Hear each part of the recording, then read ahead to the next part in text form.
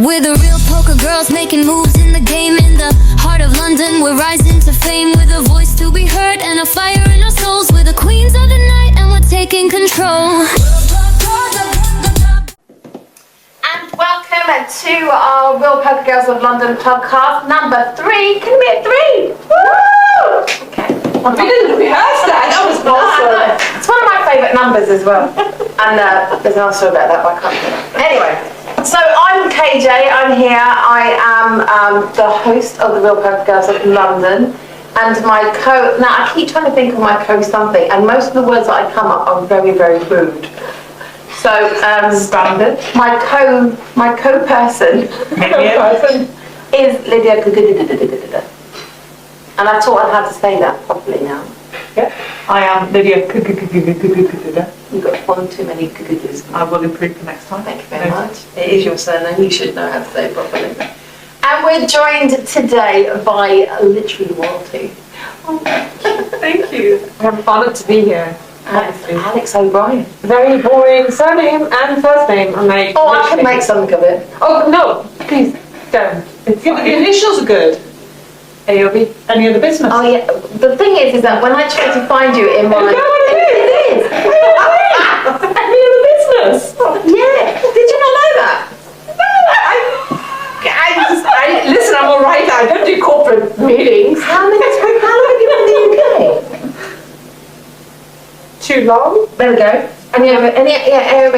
I can never find you in my phone because I always write in Alex and then I'm like, oh, where have I got? Oh, any other business?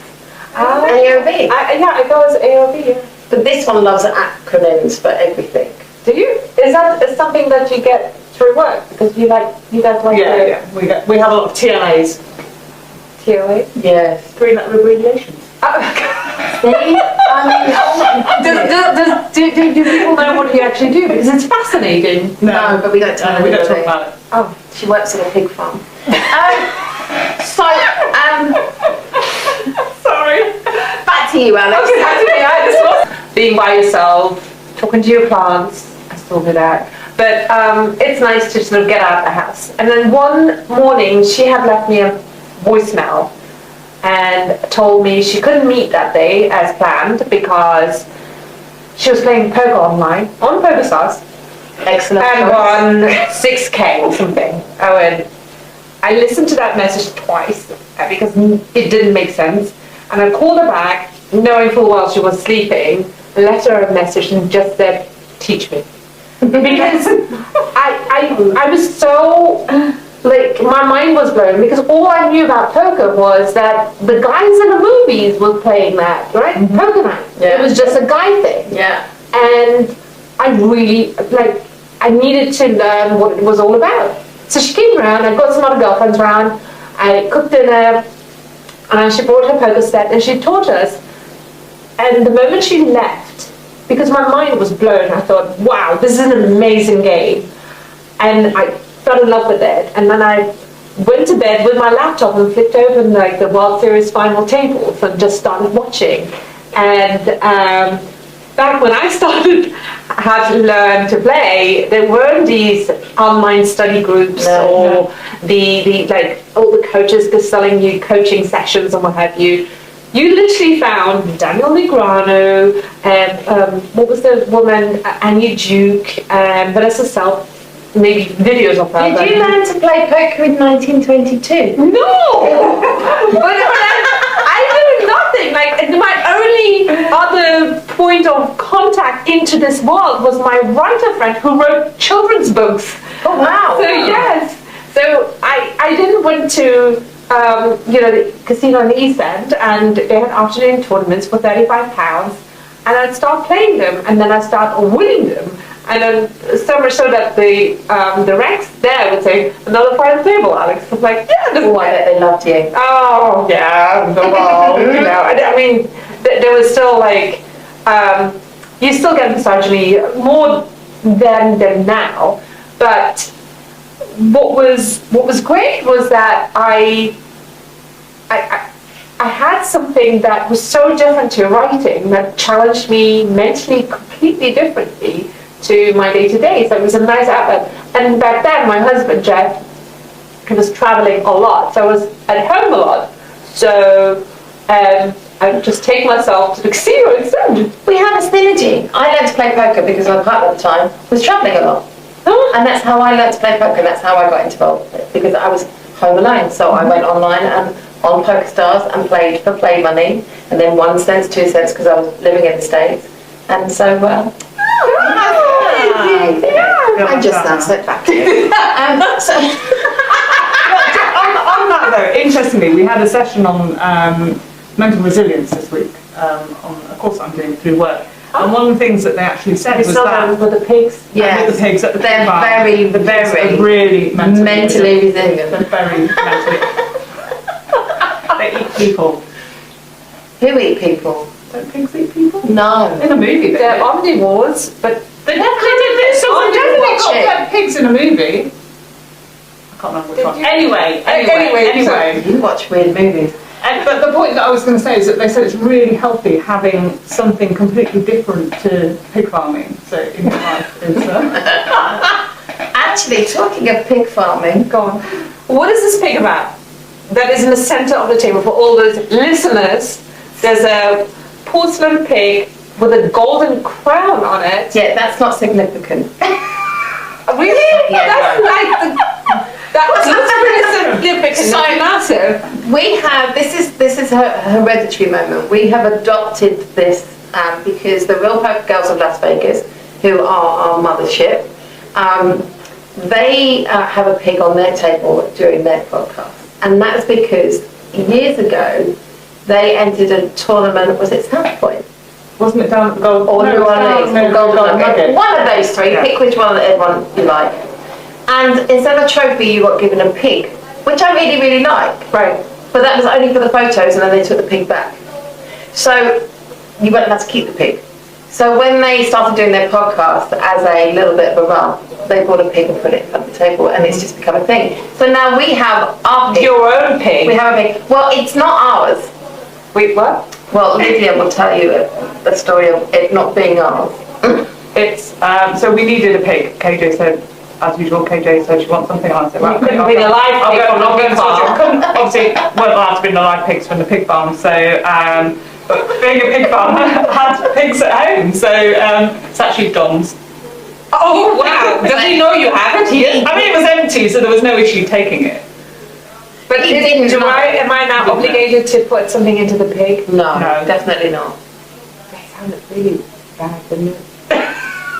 It is a piggy bank, everybody. So just conscious about people listening to it rather than viewing it. Yeah. I have Okay. no words. Does it have a name? Pig. Pig. Okay, so that's I think it's actually technically it's a Percy pig because it's a Marks and Spencer's. Oh, is it? There are other That's why I'm supermarkets proud. that you can buy gummies and other pigs from. No product placement. I was eating Percy pigs at about 4 o'clock this morning though. Were you? I was doing that thing where Teach, my other half, was asleep and I had them by the side of my bed. And the more quiet that I tried to be, the more noise that I made. Do you eat the ears first, Wilder? What? Again, so sometimes I do, sometimes I don't. It's not like, oh, we got, yeah. So somebody listened to our one with Vanessa Kay and said we talked about chocolate too much. And I get told about the stream that I talk about biscuits too much. So in the event I'm not talking about sweets too much. I do eat sweets in very different ways, but I like the ears first. Have you tried the not maybe baby pigs? Percy pigs, they're nice. Yeah, I tend to eat the ears first. Unless I've left the bag open for a little bit longer and everything's got a bit hard. Oh no, you do. Then you got to put the whole thing in and You are tracking Percy. warm it. You know what Percy pigs are? Yes. Yes. Okay. Good. Yeah. I do actually like Henry Hippos too. I don't know what that is. That's another supermarket's knockoff. But anyway, back to you. You back okay, yeah, no, I'm really happy learning so much about English culture. You know. So, and the reason why we have you here, obviously, is because you are the amazing author of The Truth Detective. Thank you.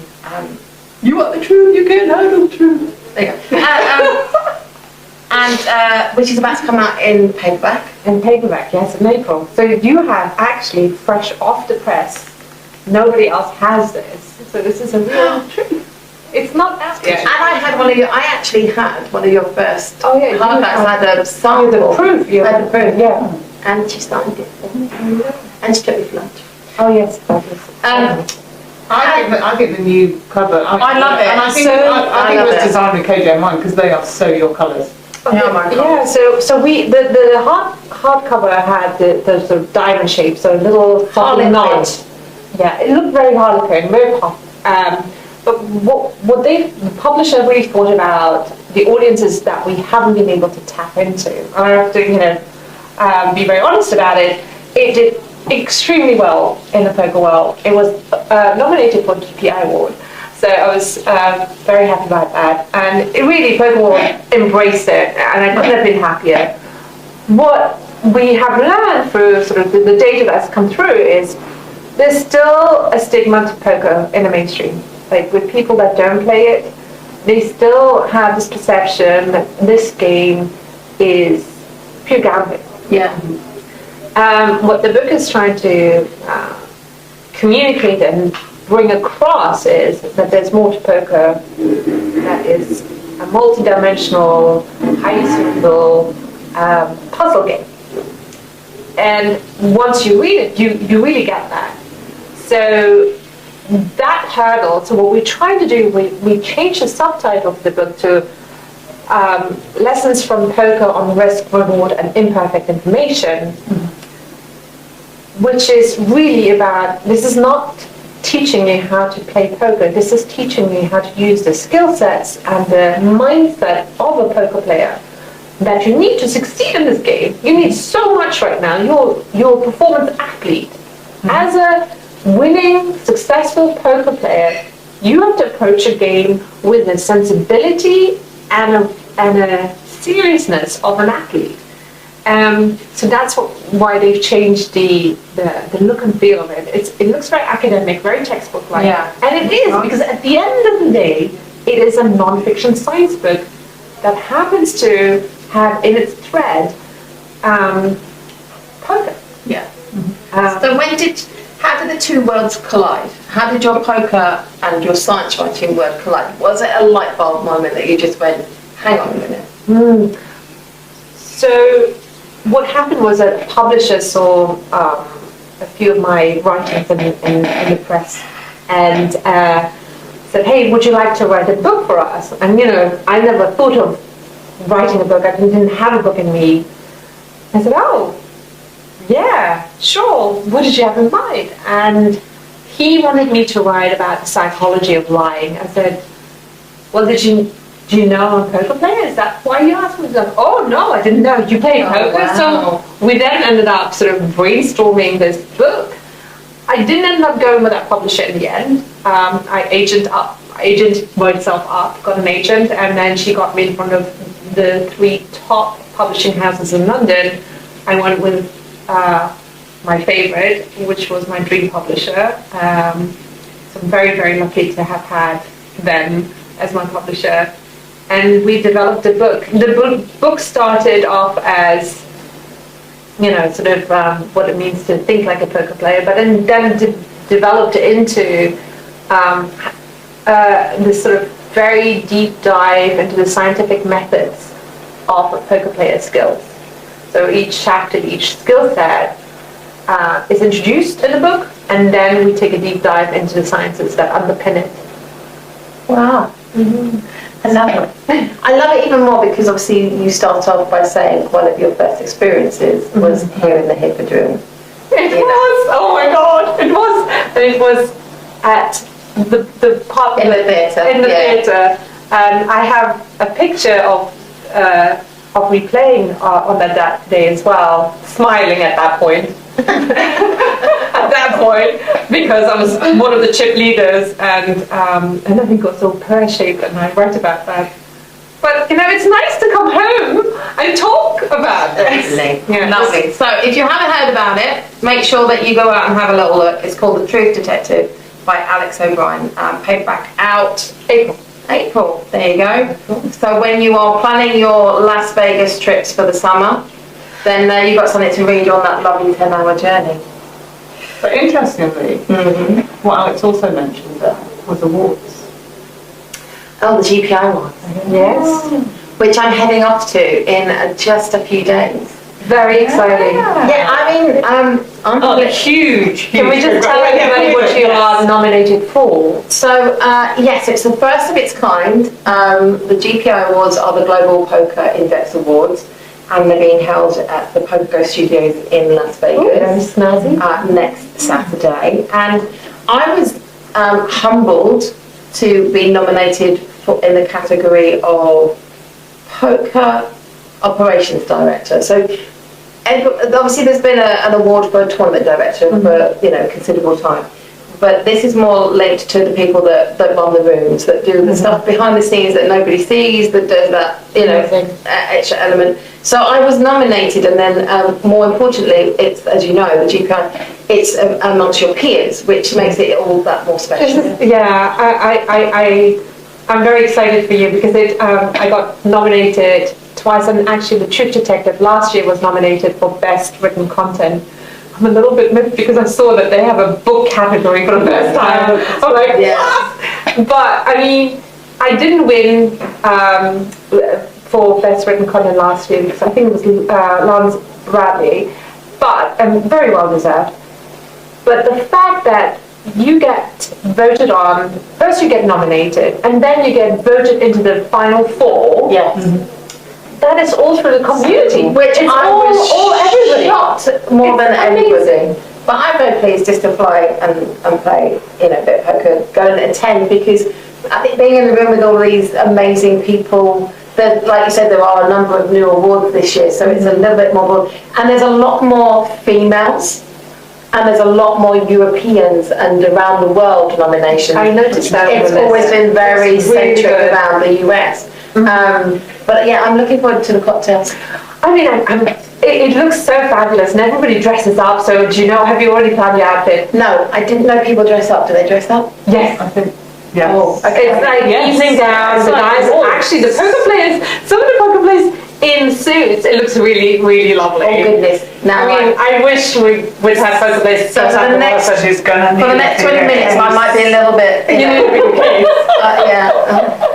Gonna need a big. Oh, I hope you will. You don't, I keep saying this, and obviously, I'm a huge fan of yours, but the amount of work you've put in, especially in the last year, with the Women's Winter Festival, which was a huge success. Now, you pulled off something that nobody's ever even suggested. Nobody suggested it.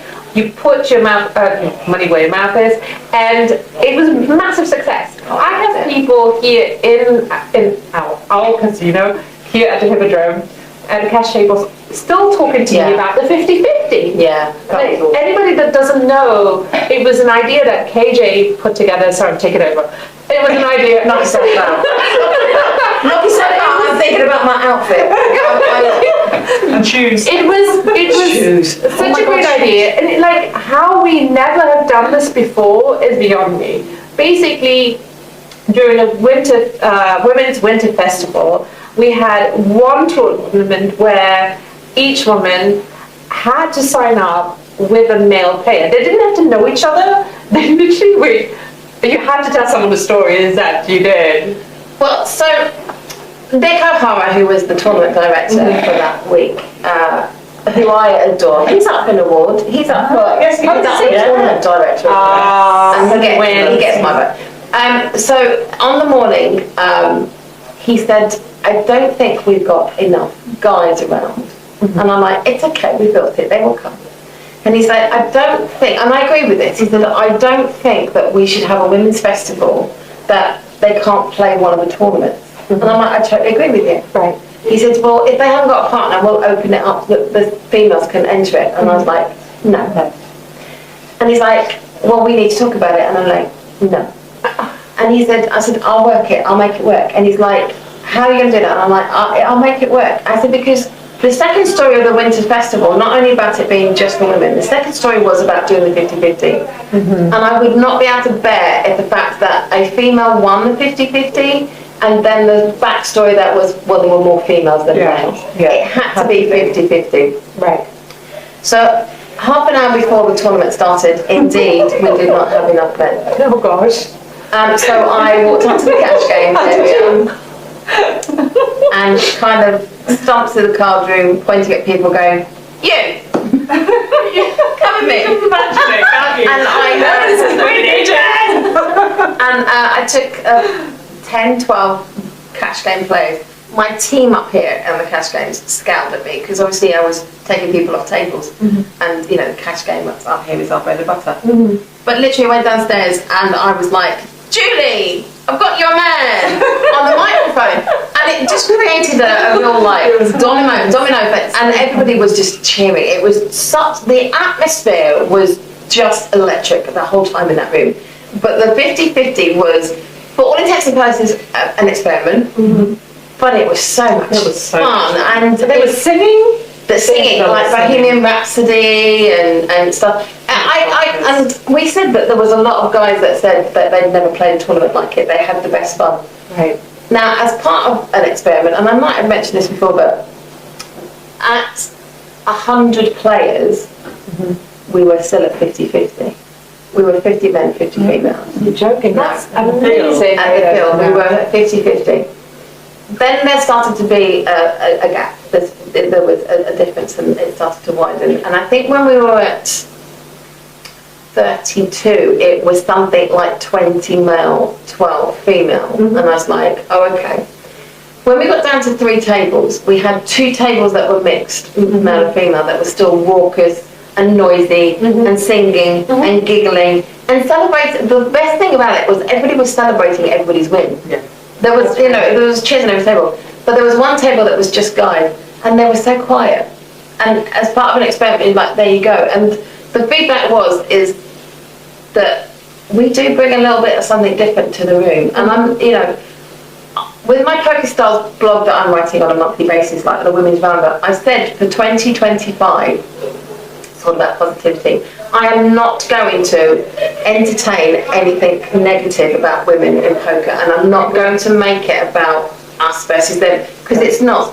Women in poker needs to be elevated by everybody. It's not about us dividing, it's about us all getting behind. I'm joking. Growing the game. Yes. And the guy said that the girls brought something to the room. It was electric, and you've never seen that in a poker tournament. I've never experienced it either playing it or or being involved in it. And it was more than anything, and this is what poker should be. It was fun. It was awesome. It was super fun. There's some Instagram reels that I see that pop up, and people think it was just the super, big super question is though. Are you going to do it again? I want to, and I said it at the time and in an interview afterwards. We were the largest women's festival and event outside of the US. We said Las Vegas at the time, and I will say now I need to contradict that. There are 2 others in the US that had more women in them, but they were like WSOP circuits, etc. And I understand that, but as a standalone festival, we are the largest outside of the US. Definitely within Europe, definitely the UK. As in, for one field, we had over 270 play in one event, all female, which is huge. So I think it can only grow, because I said at the time that we didn't reach all of the corners of where we wanted it. We had lots of people come from Brazil and the US and Canada. We didn't quite reach Central Europe because of the ring fencing in terms of tournaments and etc. So I want to do it again. I will do it again. I need to find a venue so that I can play. But no, if not in London, then I need to find somewhere that we can grow, because we filled the rafters. We were full, and so and I said this on the last podcast. The minute that we held the satellite, and that satellite was unique, where it was £40. The tournament itself, the target tournament, was 400. The satellite was £40 with no fee, just to get women into the main tournament. Yeah. When I walked in and we had 150 women in there, laughing, playing poker, enjoying each other's company and the moment, I didn't mind about what was going to happen for the rest of the few days, because that for me was the win. We brought a lot of women together, more than you would normally see, and they were just enjoying. For me, that made it the success that it was. And so I need to find a bigger location, because we need to be able to accommodate, because I think it can only grow. Yeah. I agree. I'm hoping you can set another date for all of us to get together, because it was great. Honestly, and you know, we all dressed up as well. Yes. I wore heels into a casino to play poker. I never do that. So You just put me on a spin, because I'm now got to think about heels. yeah, you're gonna go on the outfit. Well, shoes my thing. My thing. So You've not got yeah, your slippers on today. I haven't got the ruby slippers on. I've got my boots. Got my boots on. I thought you said booby slippers, and I'm like, that's not. I do have some of those. But that's when I'm resting at home. English not my first language. That's when I'm resting at home and I'm taking my bra off. I need boot slippers. I'm over 50. What do you expect? Another bit of excitement is the Las Vegas. WSOP just launched their schedule literally just in the last 48 hours. And I've been waiting on it, and I've been planning. Because your face comes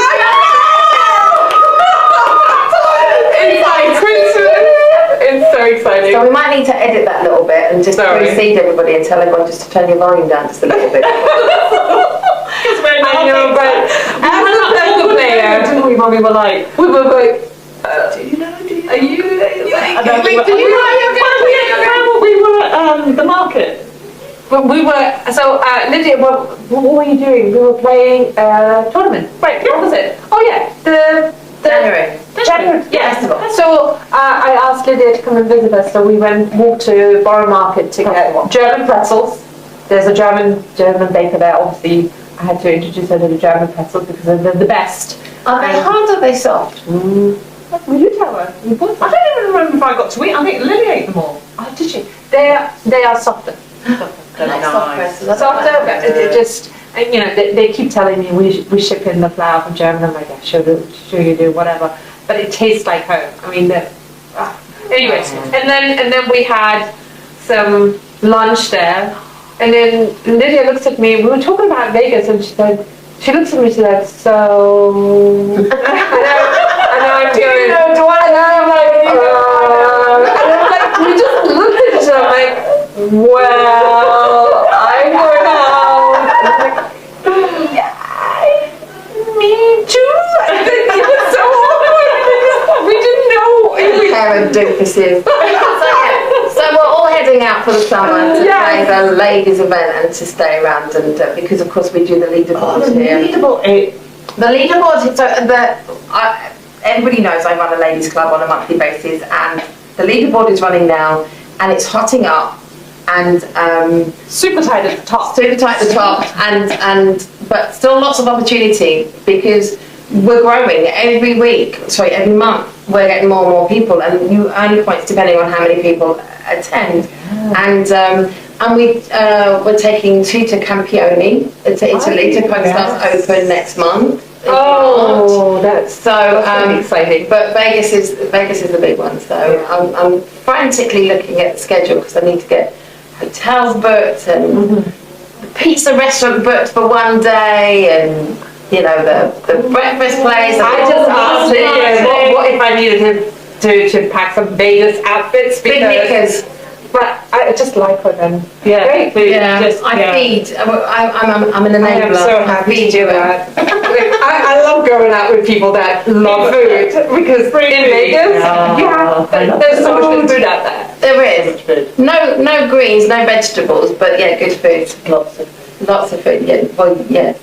She's like the cookie monster. Yeah. Just quickly coming back to the monthly ladies. Yes. Tournament that you run every month.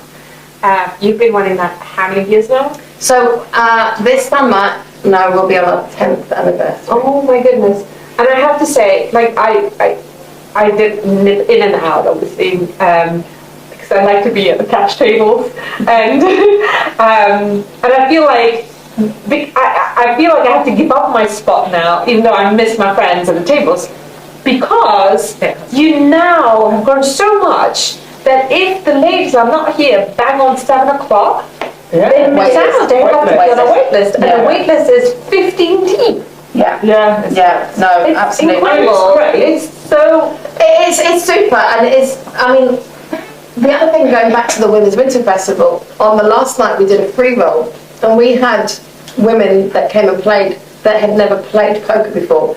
And that made me choke up. It really did. It made me so emotional, because that's what we wanted to do. Yes. And the ladies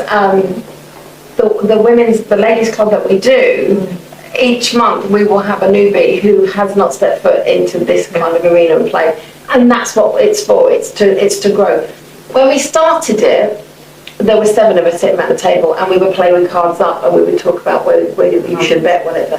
Now that there's prizes and aspirational trips added, there's no sharing of information. It's a fierce card arena, let me tell you. Oh my God. It really is. There's the staring down, the huffing, you've got all of it. It's brilliant. But also, I mean, the guys are like ladies' night tonight, huh? I'm like, because they can hear us. Oh my gosh. Down. There's more noise on 3 tables than there is on 14 in the rest of the room. But that goes back again to what we say. We don't just play cards. We make noise about it. It's good fun.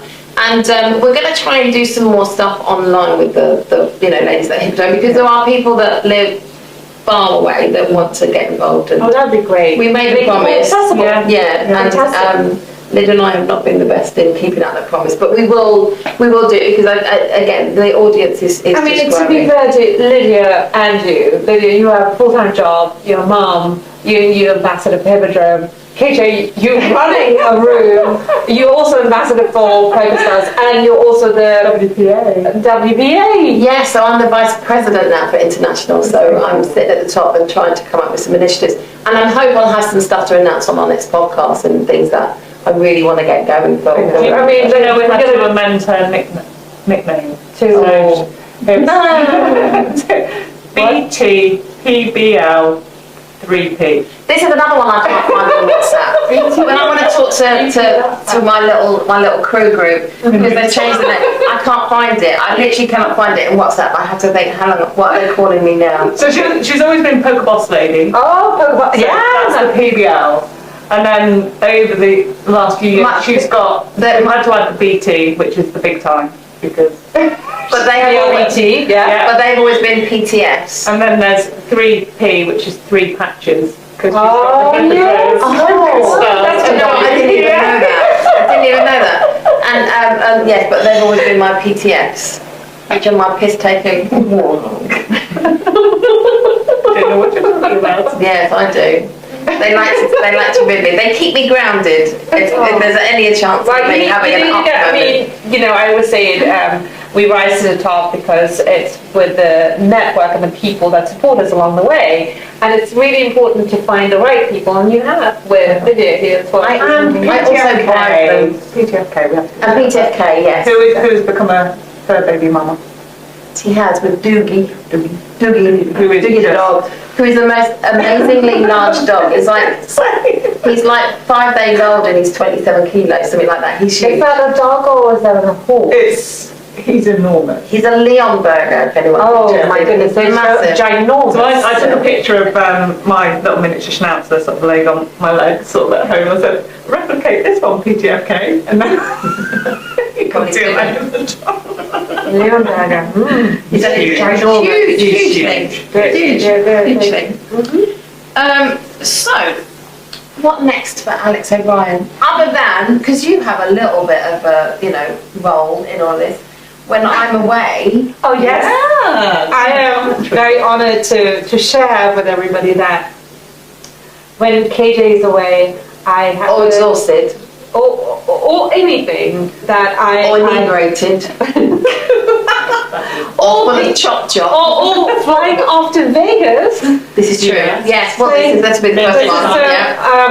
KJ is going to Vegas, I will cover for her to make you proud, hopefully, of course, and bring in some of my friends from the poker world. I'm thrilled to tell you that the next Friday I'm covering, I'll have our friend, our mutual friend, Sam Grafton. Everybody's friend, Sam Grafton. Kind of like, asked him, and he obviously does what any friend would do. It's like, yeah, what time do you want me there? So it's great. So hopefully, but you said you'll be in the chat with us. Yeah, I'll be jumping in the chat and ribbing from afar. Great. So yeah, hopefully I'll be at a poker table somewhere. You intend to play as well? I intend to play it. Brilliant. And if you want to know what we're talking about, so we have a stream from here at the Hippodrome. Live cash games are on every Friday at the moment. We will be launching a tournament stream in March too, but look up live poker at the Hippodrome. And yeah, talking of which, so now here's the thing.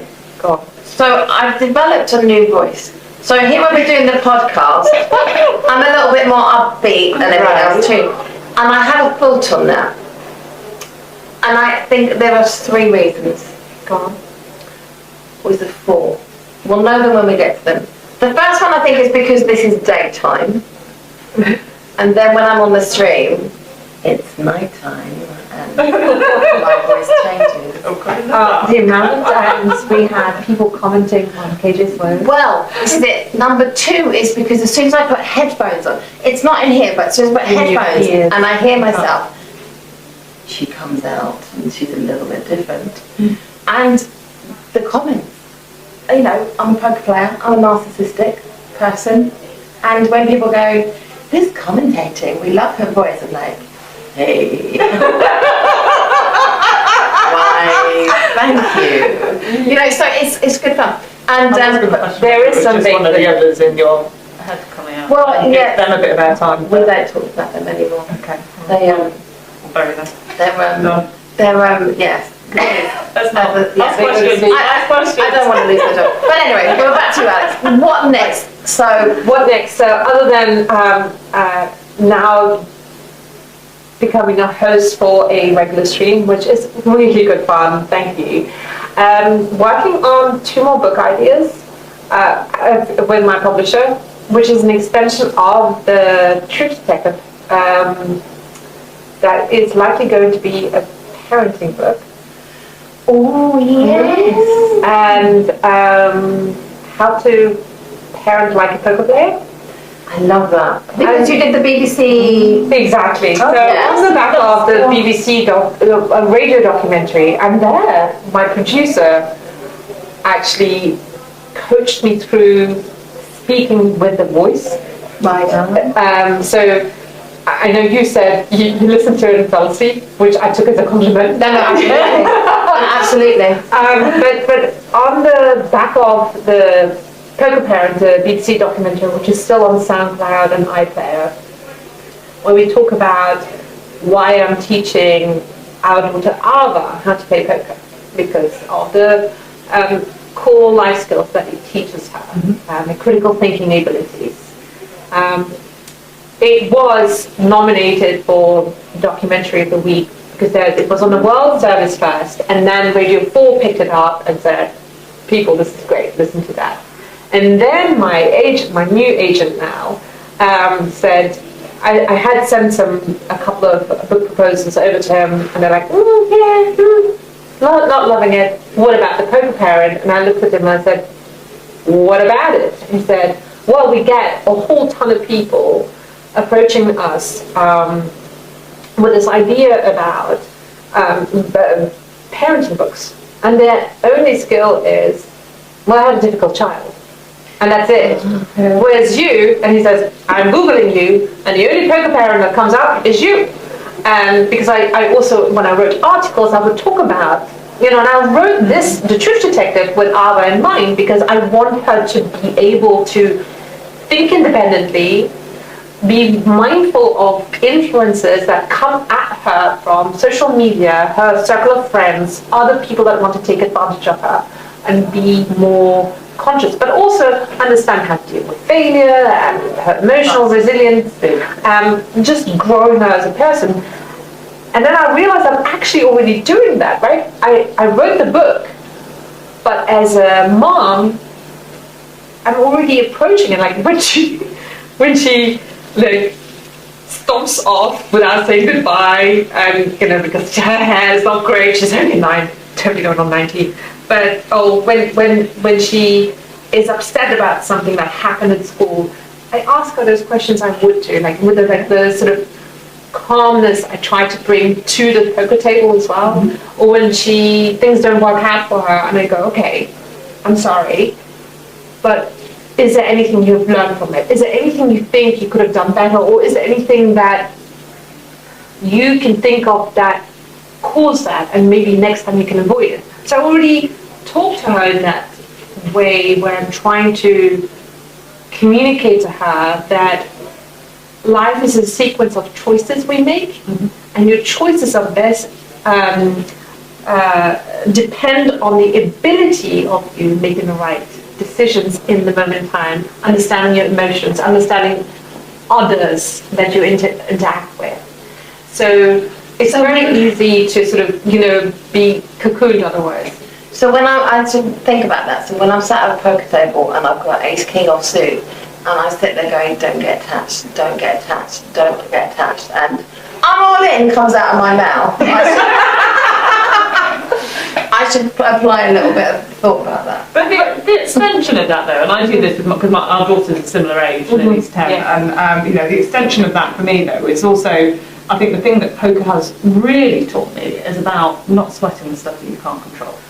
And because you've talked about, how you influence, how you make the right move, but the thing that we acknowledge a lot, the reason that poker differs so much from a game like chess is the element of chance.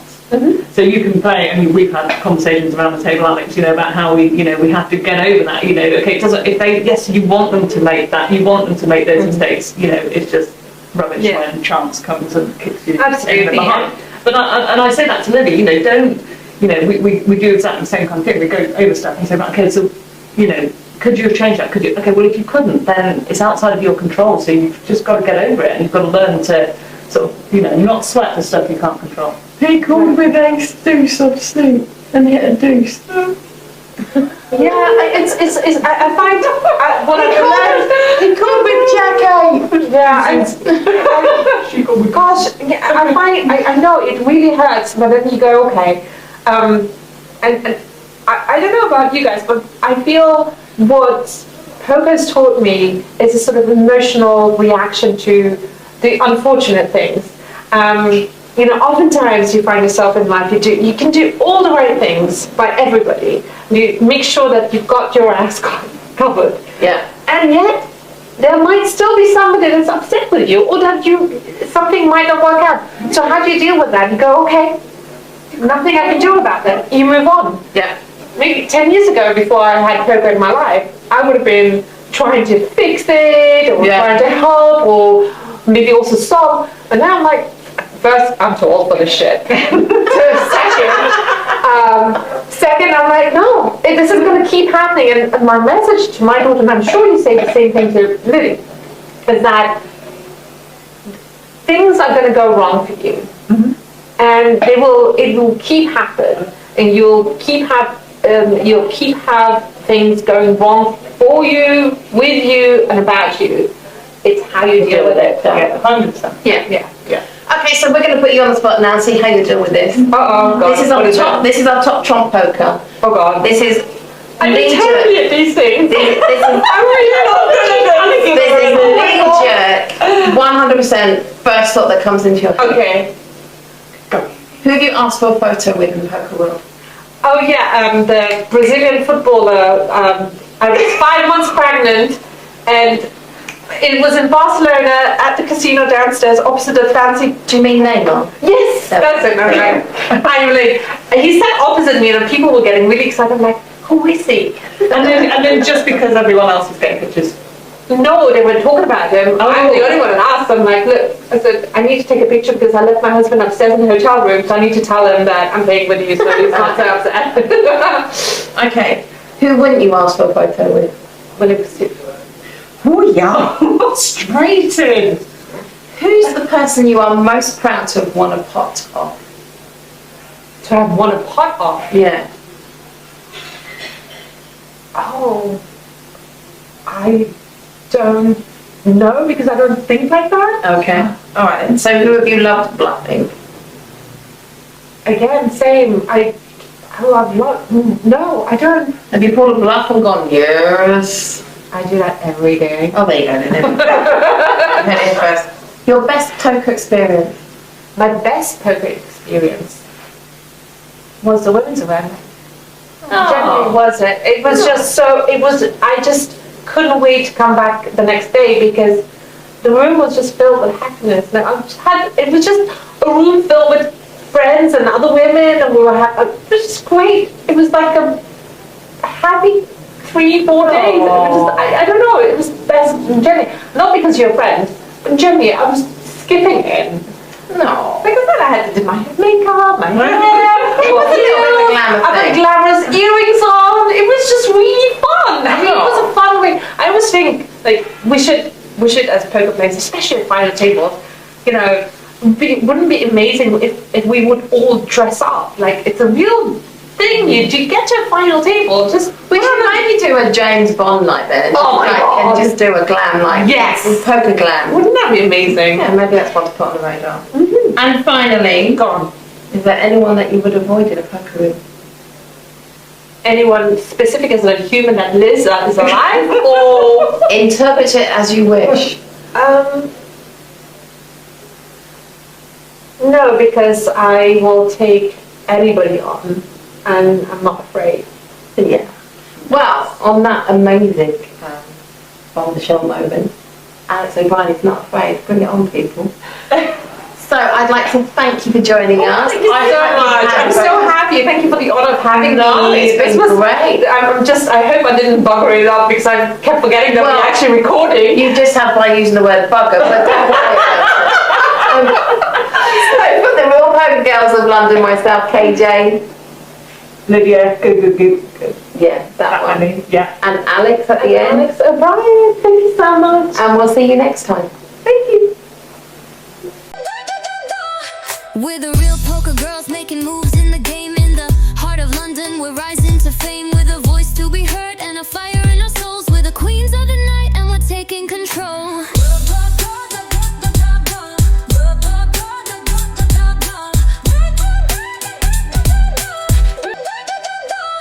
We're the real poker girls making moves in the game. In the heart of London, we're rising to fame with a voice to be heard and a fire in our souls. We're the queens of the night.